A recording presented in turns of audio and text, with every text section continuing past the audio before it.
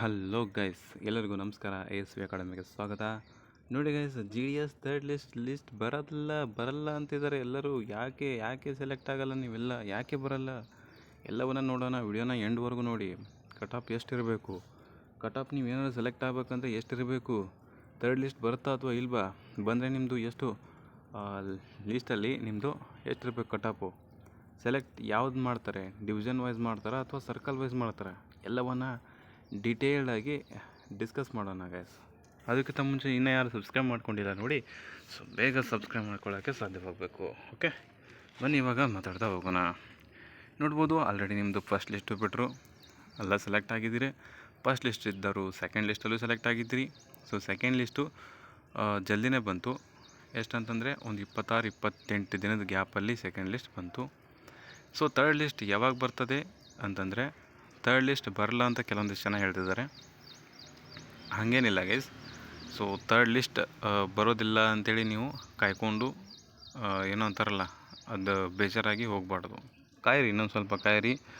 ಕಾಯ್ತಾ ಅದ್ರ ಜೊತೆ ಏನಾದರೂ ಉದ್ಯೋಗವನ್ನು ಮಾಡಿ, ಏನಾದರೂ ಉದ್ಯೋಗ ಅಥವಾ ಏನಾದರೂ ಸಮಥಿಂಗ್ ಕೆಲಸವನ್ನು ಮಾಡಿ. ಇದ್ರ ಮೇಲೆ ಡಿಪೆಂಡಾಗಿ ಕೂತ್ಕೊಳ್ಳೋಕೆ ಹೋಗಬೇಡ್ರಿ.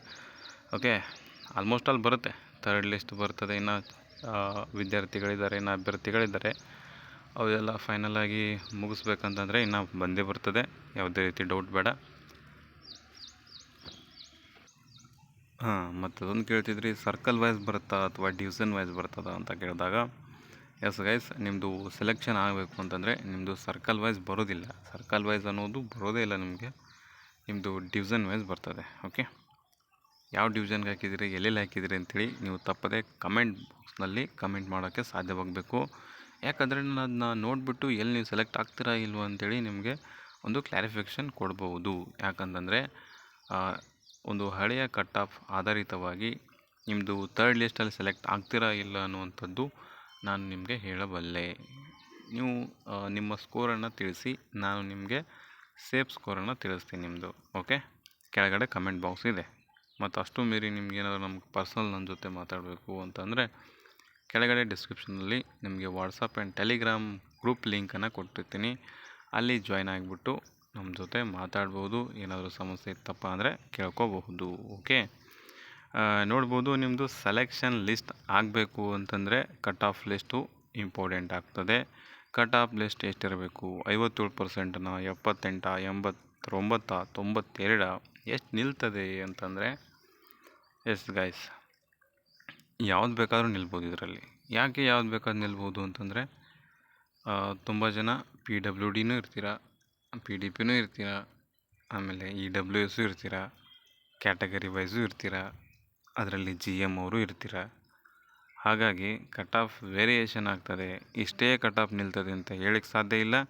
ಬಟ್ ಒಂದು ಅಂದಾಜಿನಲ್ಲಿ ನಿಮಗೆ ಸೇಫ್ ಸ್ಕೋರನ್ನು ಹೇಳ್ಬೋದು. ಬಟ್ ಕಟ್ ಆಫ್ ಎಷ್ಟು ನಿಲ್ತದೆ ಅಂತಂದರೆ, ಆಲ್ರೆಡಿ ನೋಡ್ಬೋದು ನೀವು ಫಸ್ಟ್ ಲಿಸ್ಟಲ್ಲಿ 97, 96 ಈ ಲೆವೆಲ್ಗೆ ನಿಂತ್ಕೊಂಡಿದೆ.